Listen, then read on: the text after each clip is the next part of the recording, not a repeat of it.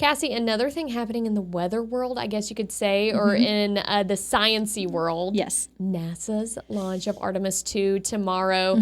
I imagine that for you as a meteorologist, that has to be exciting. You were telling me that you were looking into today all that goes into a launch. You're taking a live look out at Artemis II out on that launch pad in Florida at the Kennedy Space Center. So we have that, and then there's also a countdown. It's supposed to launch tomorrow evening. So, Cassie, we actually got an update from NASA today talking about the weather. So let's go ahead and listen to that before we dive into this chat with you.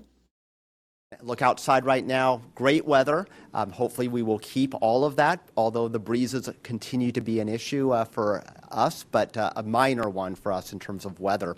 If we could pull up the satellite imagery here, you can see currently what we're looking at. Another beautiful day here in Florida. See a few cumulus clouds moving from the east side of the state towards the west. That is our onshore flow that we've had really the most for the last 2 weeks or so. And a few of those cumulus clouds could evolve later today into a few showers, much like what we saw yesterday evening.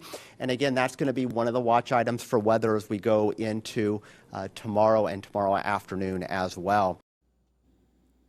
So that is the update from the NASA officials. We heard that in a press conference earlier today. But Cassie, Florida is your home state, so you know a thing or two about the weather patterns down there too. Yes, we used to kind of watch the launches back when I lived in Florida. You could see them go up from the East Coast, from Cape Canaveral. Everybody would go outside and look over to the east to see it.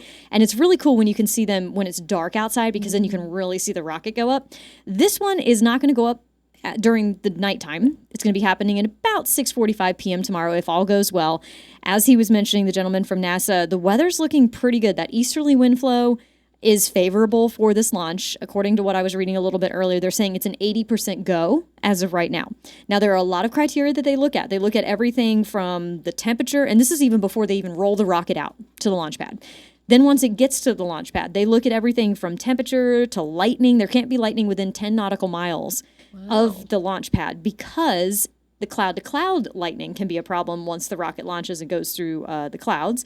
Obviously, they look at the cloud cover as well. Certain density clouds can be a problem, or if they have any energy in them that could spark a lightning strike, they don't want to go within those.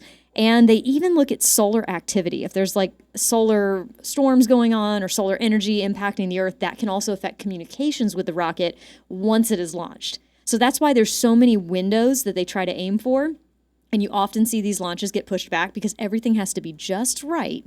They want everyone to be very safe in these type of situations. So we're hoping tomorrow evening at about 6:44, 6:45 p.m., they'll be able to launch that rocket. Yeah, that is where we'll just have to wait and see, really, because things can change. But Cassie, I appreciate your perspective on that, because you always break things down in a way that's easy to understand Thank too. you. So I know we'll be watching. So thank you so much for coming on 10 News at 2, Cassie. Yes, ma'am. And go soak up some more of that sunshine after you get out of here.